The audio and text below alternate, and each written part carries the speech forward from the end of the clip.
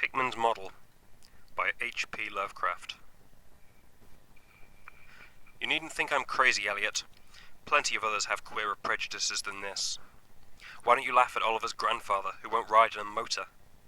If I don't like that damned subway, it's my own business. And we got here more quickly anyhow in the taxi. We'd have had to walk up the hill from Park Street if we'd taken the car. I know I'm more nervous than I was when you saw me last year, but you don't need to hold a clinic over it. There's plenty of reason, God knows, and I fancy I'm lucky to be sane at all. Why the third degree? You didn't used to be so inquisitive. Well, if you must hear it, I don't know why you shouldn't. Maybe you ought to, anyhow, for you kept writing me like a grieved parent when you'd heard I'd begun to cut the art club and keep away from Pickman. Now these disappeared, I go round to the club once in a while, but my nerves aren't what they were. No, I don't know what's become of Pickman, and I don't like to guess.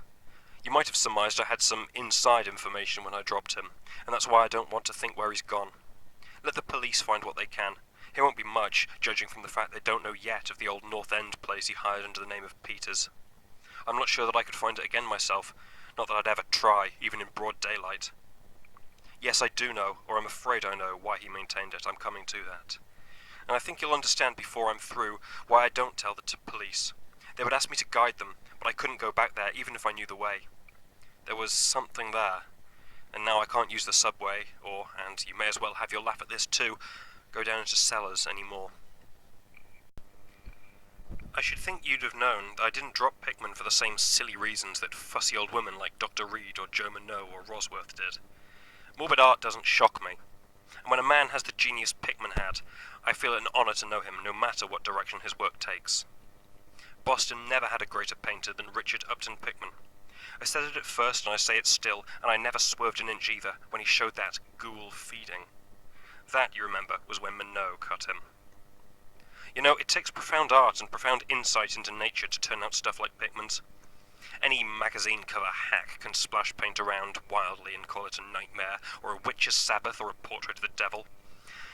But only a great painter can make such a thing really scare or ring true. That's because only a real artist knows the actual anatomy of the terrible, or the physiology of fear. The exact sort of lines and proportions that connect up with latent instincts or hereditary memories of fright, and the proper colour contrasts and lighting effects to stir the dormant senses of strangeness. I don't have to tell you why Fuseli really brings a shiver, while a cheap ghost story frontpiece merely makes us laugh.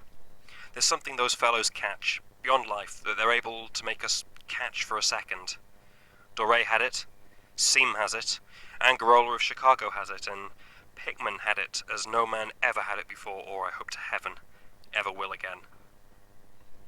Don't ask me what it is they see. You know, in ordinary art, there's all the difference in the world between the vital, breathing things drawn from nature, or models, and the artificial truck that commercial small fry reel off in a bare studio by rule. Well, I should say that the really weird artist has a kind of vision, which makes models or summons up what amounts to actual scenes from the spectral world he lives in.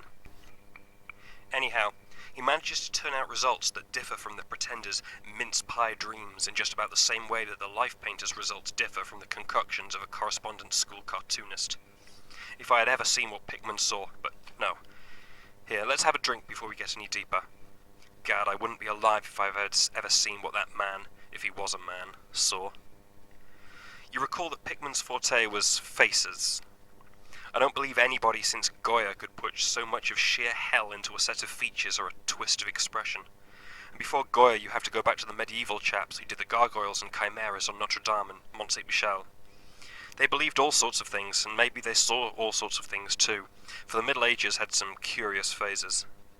I remember you asking Pickman yourself once, the year before you went away, wherever in thunder he got such ideas and visions. Wasn't that a nasty laugh he gave you? It was partly because of that laugh that Reed dropped him. Reed, you know, had just taken up comparative pathology and was full of pompous inside stuff about the biological or evolutionary significance of this or that mental or physical symptom. He said Pickman repelled him more and more every day and almost frightened him towards the last, that the fellow's features and expression were slowly developing in a way that he didn't like, in a way that wasn't human. He had to talk a lot about diet, and said Pickman must be abnormal and eccentric to the last degree. I suppose you told Reed, if you and he had any correspondence over it, that he'd let Pickman's paintings get on his nerves, or harrow up his imagination. I know that I told him that myself, then. But keep in mind that I didn't drop Pickman for anything like this. On the contrary, my admiration for him kept growing, for that ghoul feeding was a tremendous achievement. As you know, the club wouldn't exhibit it, and the Museum of Fine Arts wouldn't accept it as a gift. And I can add that nobody would buy it, so Pickman had it right in his house till he went. Now his father has it in Salem. You know, Pickman comes of an old Salem stock, and had a witch ancestor hanged in 1692. I got into the habit of calling on Pickman quite often, especially after I began making notes for a monograph on weird art. Probably it was his work which put the idea into my head, and anyhow I found him a mine of data and suggestions when I came to develop it. He showed me all of the paintings and drawings he had about, including some pen and ink sketches that would, I verily believe, have got him kicked out of the club if many of the members had seen them. Before long I was pretty nearly a devotee, and would listen for hours like a schoolboy to art theories and philosophic speculations wild enough to qualify him for the Danvers Asylum. My hero worship, coupled with the fact that people generally were commencing to have less and less to do with him, made him get very confidential with me. And one evening he hinted that if I were fairly close-mouthed and none too squeamish, he might show me something rather unusual. Something a bit stronger than anything he had in the house. You know, he said, there are things that won't do for Newbury Street. Things that are out of place here, and that can't be conceived here anyhow. It's my business to catch the overtones of the soul, and you won't find those in a parvenu set of artificial streets on mainland. Back Bay isn't Boston, it isn't anything yet, because it had no time to pick up memories and attract local spirits. If there are any ghosts here, they're the tame ghosts of a salt marsh and a shallow cove, and I want human ghosts. The ghosts of being highly organised enough to have looked on hell and known the meaning of what they saw. The place for an artist to live is the North End. If any aesthete were sincere, he'd put up with the slums for the sake of the mass traditions. God, man, don't you realise that places like that weren't merely made, but actually grew? Generation after generation lived and felt and died there, and in days when people weren't afraid to live and feel and die.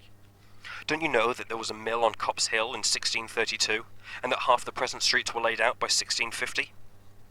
I can show you houses that have stood 2 centuries and a half and more. Houses that have witnessed what would make a modern house crumble into powder. What do moderns know of life and the forces behind it? You call the Salem witchcraft a delusion, but I'll wager my 4 times great-grandmother could have told you things. They hanged her on Gallows Hill, with Cotton Mather looking sanctimoniously on. Mather, damn him, was afraid someone might succeed in kicking free of this accursed age of monotony. I wish someone had laid a spell on him or sucked his blood in the night. I can show you a house he lived in, and I can show you another one he was afraid to enter, in spite of all his fine, bold talk. He knew things he didn't dare put into that stupid Magnalia, or that puerile Wonders of the Invisible World. Look here, do you know that the whole North End once had a set of tunnels that kept certain people in touch with each other's houses, and the burying ground, and the sea? Let them prosecute and persecute above ground. Things went on every day that they couldn't reach, and voices laughed at night that they couldn't place. Why, man, out of 10 surviving houses built before 1700 and not moved since, I'll wager that in 8 I can show you something queer in the cellar. There's hardly a month that you don't read of workmen finding bricked-up arches and wells leading nowhere in this or that odd place as it comes down. You could see one near Henchman Street from the elevator last year. There were witches, and what their spells summoned, pirates, and what they brought in from the sea, smugglers, privateers. And I tell you, people knew how to live, and how to enlarge the bounds of life in the old time. This wasn't the only world a bold and wise man could know. Faugh! And to think of today in contrast with such pale pink brains that even a club of supposed artists gets shudders and convulsions if a picture goes beyond the feelings of a Beacon Street tea table. The only saving grace of the present is that it's too damned stupid to question the past very closely.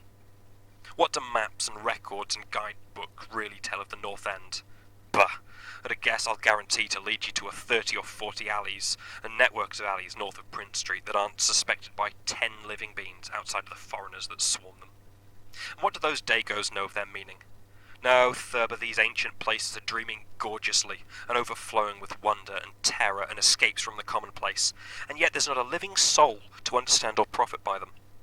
Or rather, there's only one living soul, for I haven't been digging around in the past for nothing. See here, you're interested in this sort of thing. What if I told you I've got another studio up there, where I can catch the night spirit of antique horror, and paint things I couldn't even think of in Newbury Street? Naturally, I don't tell those cursed old maids at the club with Reed, damn him, whispering even as it is that I'm some sort of monster bound down the toboggan of reverse evolution. Yes, Thurber, I decided long ago that one must paint terror as well as beauty from life, so I did some exploring in places where I've reason to know terror lives. I've got a place that I don't believe 3 living Nordic men besides myself have ever seen. It isn't so very far from the elevated as distance goes, but it's centuries away as the soul goes. I took it because of the queer old brick well in the cellar, one of the sorts I told you about. The shack's almost tumbling down, so that nobody else would live there, and I'd hate to tell you how little I pay for it. The windows are boarded up, but I like that all the better, since I don't want daylight for what I do. I paint in the cellar, where the inspiration is thickest. But I've other rooms furnished on the ground floor. A Sicilian owns it, and I've hired it under the name of Peters. Now, if you're game, I'll take you there tonight. I think you'd enjoy the pictures, for as I've said, I've let myself go a bit there. It's no vast tour, I sometimes do it on foot, for I don't want to attract attention with a taxi in such a place. We can take the shuttle at the South Station for Battery Street, and after that the walk isn't much. Well, Elliot, there wasn't much for me to do after that harangue but to keep myself from running instead of walking for the first vacant cab we could sight. We changed to the elevated at the South Station, and at about 12 o'clock had climbed down the steps at Battery Street and struck along the old waterfront past Constitution Wharf. I didn't keep track of the cross streets, and can't tell you which it was that we turned up, but I know it wasn't Greenhow Lane. When we did turn, it was to climb through the deserted length of the oldest and dirtiest alleys I ever saw in my life, with crumbling-looking gables, broken, small-paned windows, and archaic chimneys that stood out, half disintegrated against the moonlit sky. I don't believe there were 3 houses in sight that hadn't been standing in Cotton Mather's time. Certainly I glimpsed at least 2 with an overhang, and once I thought I saw a peaked roofline of the almost forgotten pre-gambrel type, although antiquarians tell us there are none left in Boston. From that alley, which had a dim light, we turned to the left into an equally silent and still narrower alley with no light at all, and in a minute made what I think was an obtuse angled bend towards the right in the dark. Not long after this, Pickman produced a flashlight and revealed an antediluvian 10-panelled door that looked damnably worm-eaten. Unlocking it, he ushered me into a barren hallway with what was once splendid dark oak panelling, simple of course, but thrillingly suggestive of the times of Andros and Phipps and the witchcraft. Then he took me through a door on the left, lighted an oil lamp, and told me to make myself at home. Now, Elliot, I'm what the man on the street would call fairly hard-boiled, but I'll confess that what I saw on the walls in that room gave me a bad turn. There are his pictures, you know, the ones he couldn't paint or even show in Newbury Street, and he was right when he said he had let himself go. Here, have another drink. I need one anyhow. There's no use in my trying to tell you what they were like, because the awful, the blasphemous horror, and the unbelievable loathsomeness and moral fetor came from simple touches quite beyond the power of words to classify. There was none of the exotic techniques you see in Sydney Seam, none of the trans-Saturnian landscapes and lunar fungi that Clark Ashton Smith uses to freeze the blood. The backgrounds were mostly old churchyards, deep woods, cliffs by the sea, brick tunnels, ancient panelled rooms, or simple vaults of masonry. Copp's Hill burying ground, which could not be many blocks away from this very house, was a favourite scene. The madness and monstrosity lay in the figures in the foreground, for Pickman's morbid art was preeminently one of demonic portraiture. These figures were seldomly completely human, but often approached humanity in varying degree. Most of the bodies, while roughly bipedal, had a forward slumping and a vaguely canine cast. The texture of the majority was a kind of unpleasant rubberiness. Ugh, I can see them now. Their occupations, well, don't ask me to be too precise. They were usually feeding, I won't say on what. They were sometimes shown in groups in cemeteries or underground passages, and often appeared to be in battle over their prey, or rather, their treasure trove. And what damnable expressiveness Pickman sometimes gave the sightless faces of this charnel booty. Occasionally the things were shown leaping through open windows at night or squatting on the chests of sleepers, worrying at their throats. One canvas showed a ring of them baying about a hanged witch on Gallows Hill, whose dead face held a close kinship to theirs. But don't get the idea that it was all this hideous business of theme and setting which struck me faint. I'm not a 3-year-old kid, and I've seen much like this before. It was the faces, Elliot, those accursed faces that leered and slavered out of the canvas with the very breath of life. By God, man, I verily believe they were alive. That nauseous wizard had waked the fires of hell in Pickman, and his brush had been a nightmare-spawning wand. Give me that decanter, Elliot. There was one thing called The Lesson. Heaven pity me that I ever saw it. Listen, can you fancy a squatting circle of nameless dog-like things in a churchyard teaching a small child how to feed like themselves? The price of a changeling, I suppose. You know the old myth about how the weird people leave their spawn in cradles in exchange for the human babes they steal. Pickman was showing what happens to these stolen babes, how they grow up, and then I began to see a hideous relationship in the faces of the human and the non-human figures. He was in all his gradations of morbidity between the frankly non-human and the degradedly human, establishing a sardonic linkage in evolution. The dog things were developed from mortals. And no sooner had I wondered what he made of their own young as left with mankind in the form of changelings, than my eye caught a picture embodying that very thought. It was that of an ancient Puritan interior, a heavily beamed room with lattice windows, a settle, and clumsy 17th century furniture, with the family sitting around while the father read from the scriptures. Every face but one showed nobility and reverence, but that one reflected the mockery of the pit.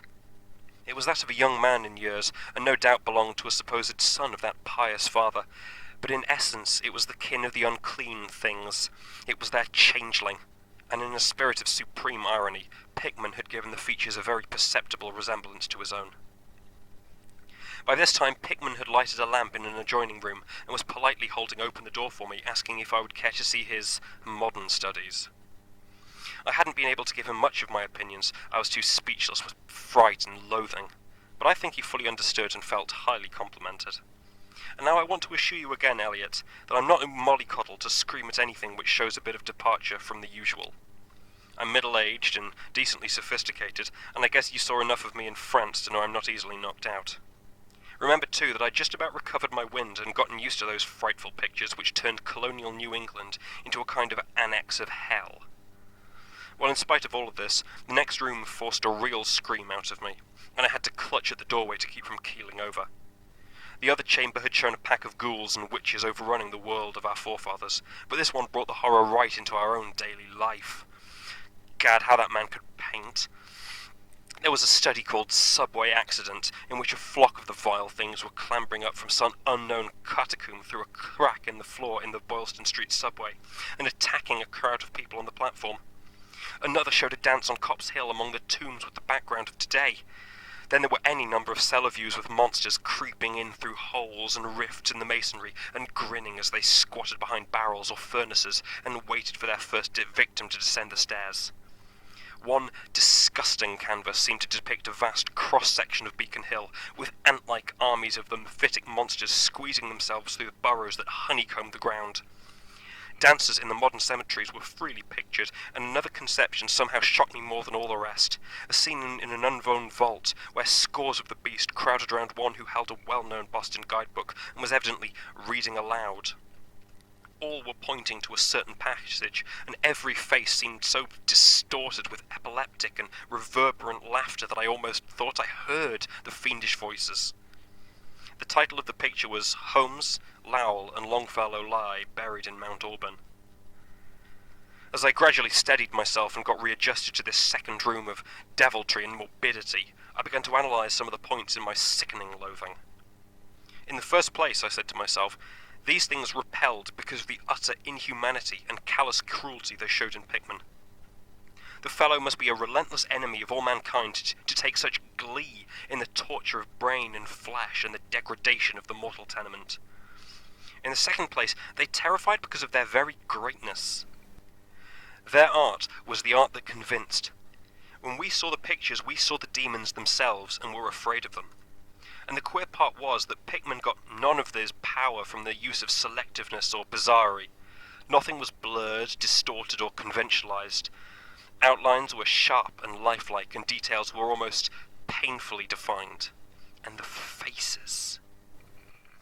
It was not any mere artist's interpretation that we saw. It was pandemonium itself, crystal clear in stark objectivity. That was it, by heaven. The man was not a fantasist or romanticist at all.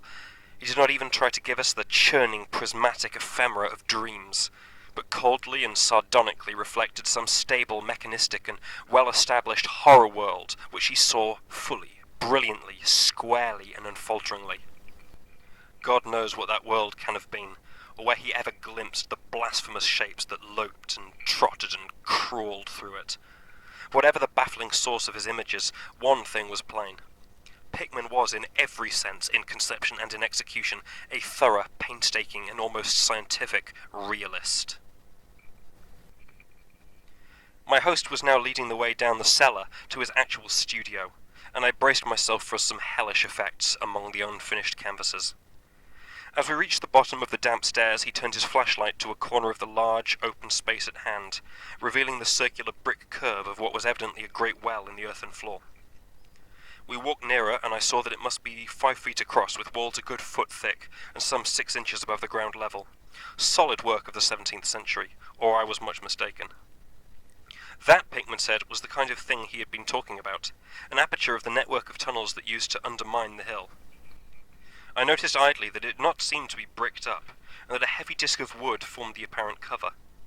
Thinking of the things this well must have been connected with, if Pickman's wild hints had not been mere rhetoric, I shivered slightly, then turned to follow him up a step and through a narrow door into a room of fair size, provided with a wooden floor and furnished as a studio. An acetylene gas outfit gave the light necessary for work. The unfinished pictures on easels or propped against the walls were as ghastly as the finished ones upstairs, and showed the painstaking methods of the artist. Scenes were blocked out with extreme care, and penciled guidelines told of the minute exactitude which Pickman used in getting the right perspective and proportions. The man was great. I say it even now, knowing as much as I do. A large camera on the table excited my notice, and Pickman told me that he used it in taking scenes for backgrounds, so that he might paint them from photographs in the studio instead of carting his outfit around the town for this or that view. He thought a photograph was quite as good as an actual scene or model for sustained work, and declared that he employed them regularly. There was something very disturbing about the nauseous sketches and half-finished monstrosities that leered round from every side of the room, and when Pickman suddenly unveiled a huge canvas on the side away from the light, I could not for my life keep back a loud scream. The second I admitted that night. It echoed and echoed through the dim vaultings of that ancient and nitrous cellar, and I had to choke back a flood of reaction that threatened to burst out as hysterical laughter. Merciful Creator! Eliot, but I don't know how much was real and how much was feverish fancy. It doesn't seem to me that Earth can hold a dream like that. It was a colossal and nameless blasphemy, with glaring red eyes, and it held in bony claws a thing that had been a man, gnawing at the head as a child nibbles at a stick of candy. Its position was a kind of crouch, and as one looked, one felt that at any moment it might drop its present prey and seek a juicier morsel. But damn it all, it wasn't even the fiendish subject that made it such an immortal fountainhead of all panic. Not that, nor the dog face with its pointed ears, bloodshot eyes, flat nose, and drooling lips. It wasn't the scaly claws, nor the mould-caked body, nor the half-hooved feet. None of these, though any one of them might well have driven an excitable man to madness. It was the technique, Eliot, the cursed, the impious, the unnatural technique. As I am a living being, I never elsewhere saw the actual breath of life so fused into a canvas. The monster was there. It glared and gnawed and gnawed and glared, and I knew that only a suspension of nature's laws could ever let a man paint a thing like that without a model, without some glimpse of the netherworld which no mortal unsold to the fiend has ever had. Pinned with a thumbtack to a vacant part of the canvas was a piece of paper now badly curled up. Probably, I thought, a photograph from which Pickman meant to paint a background as hideous as the nightmare it was to enhance. I reached out to uncurl and look at it, when suddenly I saw Pickman start as if shot. He had been listening with peculiar intensity ever since my shocked scream had waked unaccustomed echoes in the dark cellar, and now he seemed struck with a fright which, though not comparable to my own, had in it more of the physical than of the spiritual. He drew a revolver and motioned me to silence, then stepped out into the main cellar and closed the door behind him. I think I was paralyzed for an instant. Imitating Pickman's listening, I fancied I heard a faint scurrying sound somewhere, and a series of squeals or beats in a direction I couldn't determine. I thought of huge rats and shuddered. Then there came a subdued sort of clatter, which somehow set me all in gooseflesh. A furtive, groping kind of clatter, though I can't attempt to convey what I mean in words. It was like heavy wood falling on stone or brick, wood on brick. What did that make me think of? It came again and louder. There was a vibration as if the wood had fallen further than it had fallen before. After that followed a sharp grating noise, a shouted gibberish from Pickman, and the deafening discharge of all 6 chambers of a revolver, fired spectacularly as a lion tamer might fire in the air for effect. A muffled squeal or squawk and a thud. Then more wood and brick, grating, a pause, and the opening of the door, at which I'll confess I started violently. Pickman reappeared with his smoking weapon, cursing the bloated rat that infested the ancient wall. "The deuce knows what they eat, Thurber," he grinned. "For those archaic tunnels touched graveyard and witch den and sea coast, but whatever it is they must have run short, for they were devilish anxious to get out. Your yelling stirred them up, I fancy. Better be cautious in these old places. Our rodent friends are the one drawback, though sometimes I think they're a positive asset by way of atmosphere and colour."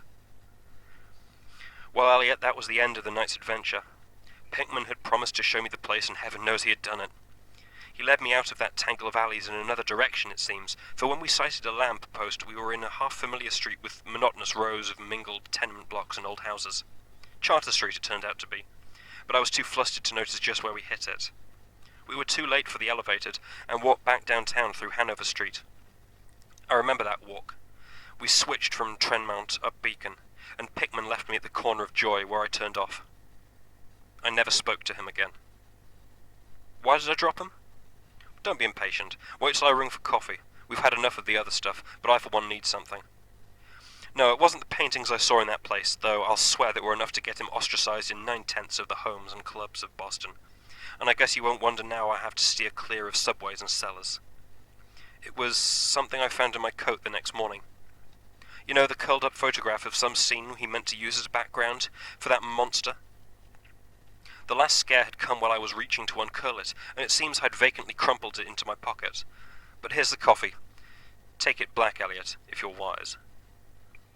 Yes, that paper was the reason I dropped Pickman.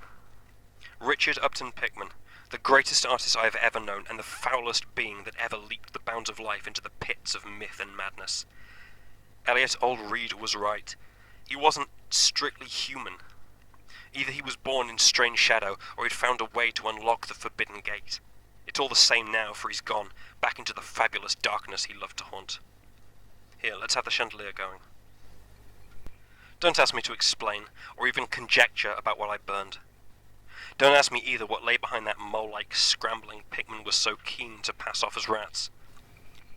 There are secrets, you know, which might have come down from old Salem times, and Cotton Mather tells even stranger things. You know how damned lifelike Pickman's paintings were, how we all wondered where he got those faces. Well, that paper wasn't a photograph of any background, after all. What it showed was simply the monstrous being he was painting on that awful canvas. It was the model he was using, and its background was merely the wall of the cellar studio in minute detail. But by God, Elliot, it was a photograph from life.